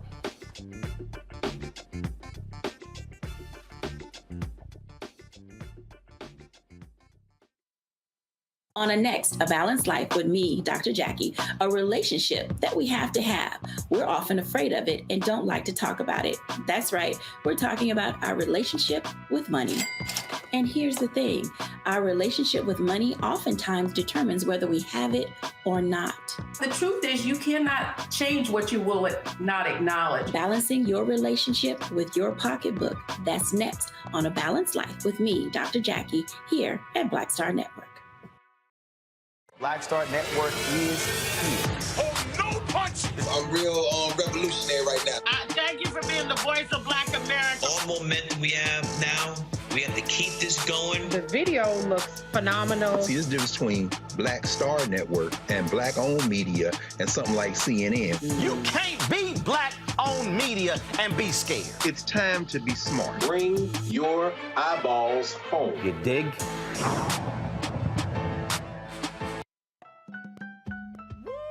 We're all impacted by the culture, whether we know it or not. From politics to music and entertainment, it's a huge part of our lives, and we're going to talk about it every day right here on The Culture with me, Faraji Muhammad, only on the Black Star Network.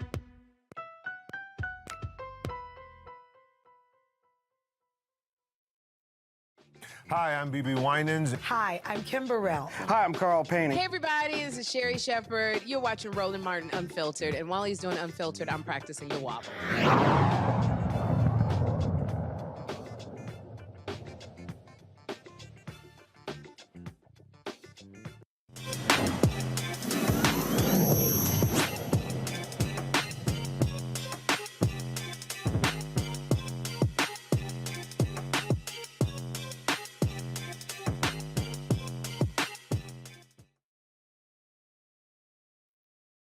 All right, we all know the racial wealth gap has millions of families of color disproportionately disadvantaged, and so my next guest is trying to help with that. Howard University, Virginia Union University alumni Ruby Taylor has created Play, Win, Invest, the first web-based game created by a Black woman to give players vital knowledge to help grow their wealth and learn to invest with big prizes every single week.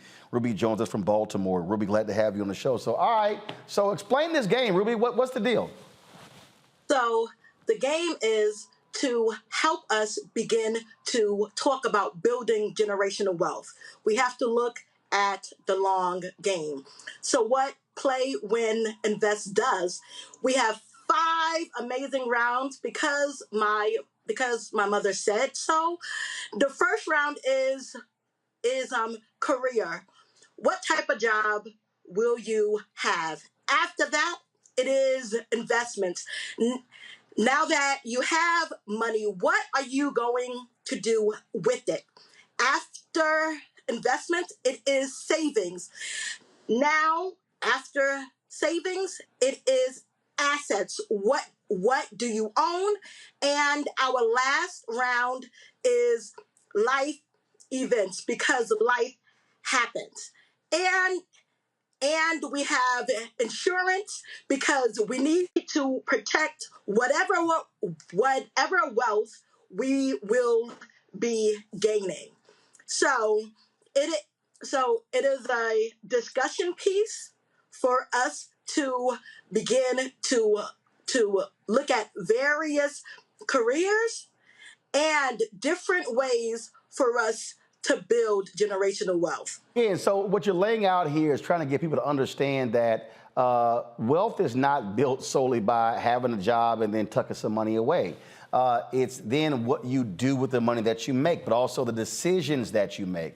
I remember when I was at the Houston Defender, I had a brother who was a graphic designer, young brother, and he had a Ford Explorer. So clean Ford Explorer, all good, and then all of a sudden he gets a raise. Well, he goes out and buys a Ford Expedition.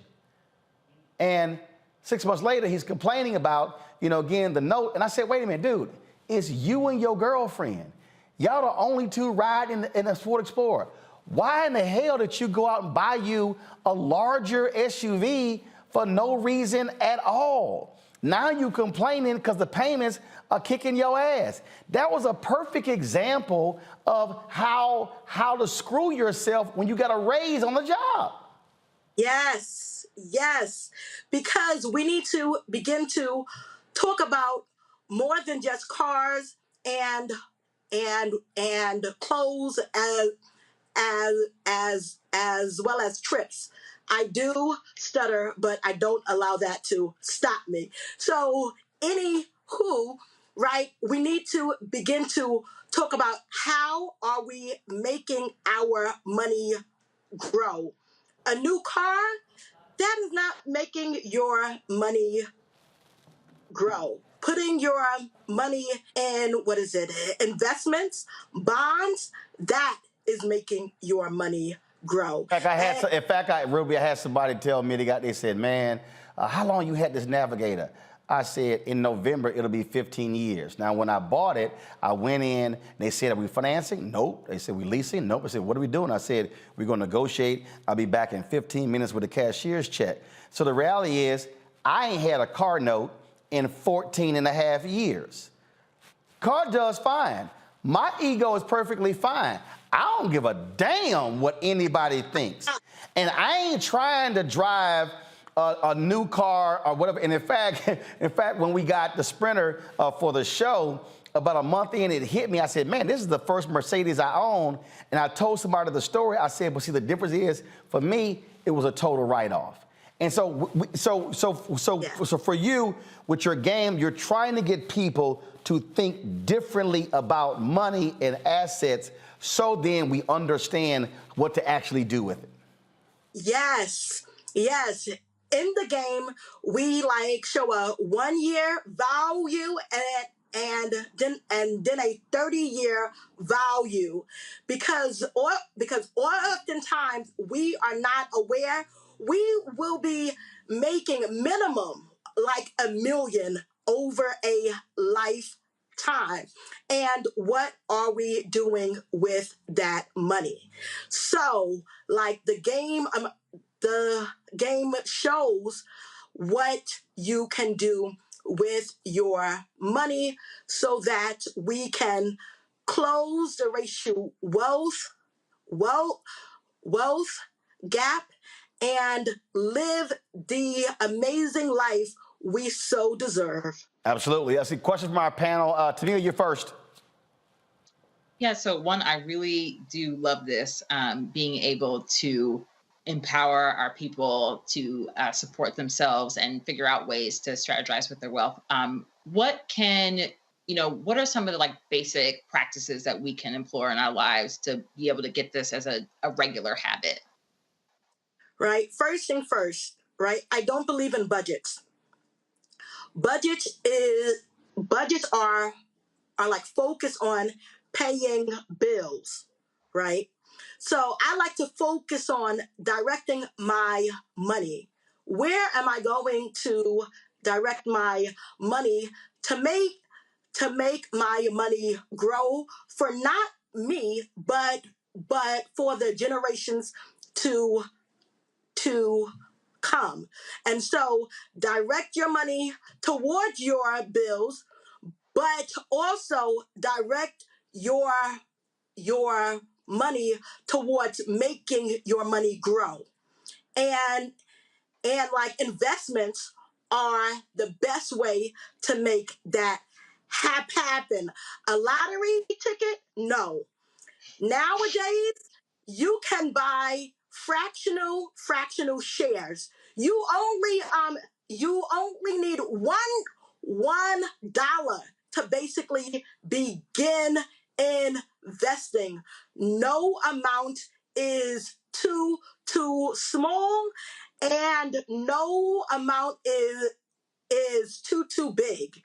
So how are you directing your money to make it grow for the next generation? So like that's the first step. But really the first step is my little mantra, right? I deserve joy and wealth. You deserve joy and wealth. We all deserve joy and wealth. We have to believe that truth. And once we believe that, we will begin to make our money work for us through long-term investing. I do not believe in trading.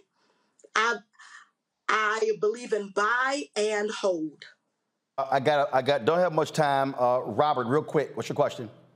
Want to ask somebody who also has a speech impediment. I commend you so much. I understand the struggles in speech therapy from kindergarten until 10th grade. So I understand the fight and commend you on that. How much do you how much attention do you pay to side hustles? You know, me and my wife both have full-time jobs, but we also have our t-shirt business on the side. How much important is it for people to have multiple streams of income?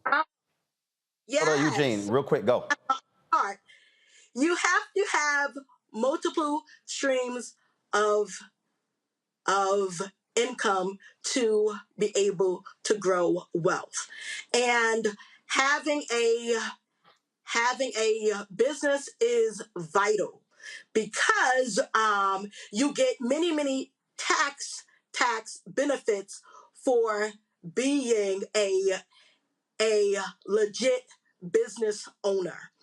So yes, I do believe in multiple streams of income, and you had to go with the hard word for like a stutterer, streams and all of that. But yes, Eugene, real quick, Eugene, what you got? Sorry, I can barely hear you guys. I was just gonna ask, where can we find the game? Where can we find the game? You go to playwinninvest.com. Playwinninvest.com. All right, Ruby Taylor, we appreciate it. Playwinninvest.com. Thank you so very much. Show the graphic again where you can follow her on Instagram to get more information as well. Ruby, thanks a lot. Congratulations. Take care. Roland. Thank you. You take care. Folks, that is it for us. Let me thank Tamia, let me thank Crystal, Eugene, and Robert as well for being on the panel today. Folks, support us is what we do. Download the Black Star Network app, Apple phone. First of all, you watch it on YouTube, hit the damn like button. We should be over 1,000 likes right now. I should have to be asking y'all this here. Apple phone, Android phone, Apple TV, Android TV, Roku, Amazon Fire TV, Xbox One, Samsung Smart TV. Send us check and money order to P.O. Box 57196, Washington, D.C. 20037-0196. Cash App, $RM Unfiltered. PayPal, R Martin Unfiltered. Venmo is RM Unfiltered. Zelle, Roland at RolandSMartin.com. Roland at RolandMartinUnfiltered.com. Get a copy of my book, White Fear, How the Browning of America is Making White Folks Lose their minds. That money goes right back into the show, y'all. And so order through the bookstores, Target, Books A Million, Bookshop Chapters, also download it on Audible. And of course, watch us on Amazon News. You can pull it out. We have a 24-hour streaming channel on Amazon News, and we're going to get some great announcements coming up on some new platforms we on as well. I'll see y'all tomorrow, folks, on Roland Martin Unfiltered. Ha! Black Star Network is here. Oh, no punches! I'm real revolutionary right now. Support this man, Black Media. He makes sure that our stories are told.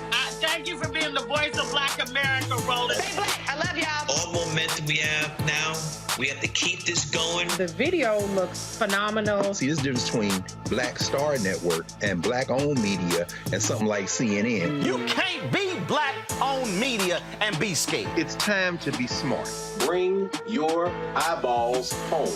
You dig? Pull up a chair, take your seat. The Black Tape with me, Dr. Greg Carr, here on the Black Star Network. Every week, we'll take a deeper dive into the world we're living in. Join the conversation only on the Black Star Network.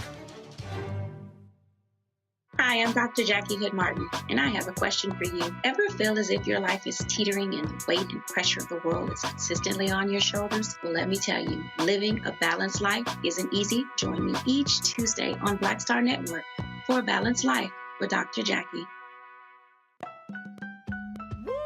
We're all impacted by the culture, whether we know it or not. From politics to music and entertainment, it's a huge part of our lives, and we're going to talk about it every day right here on The Culture with me, Faraji Muhammad, only on the Black Star Network.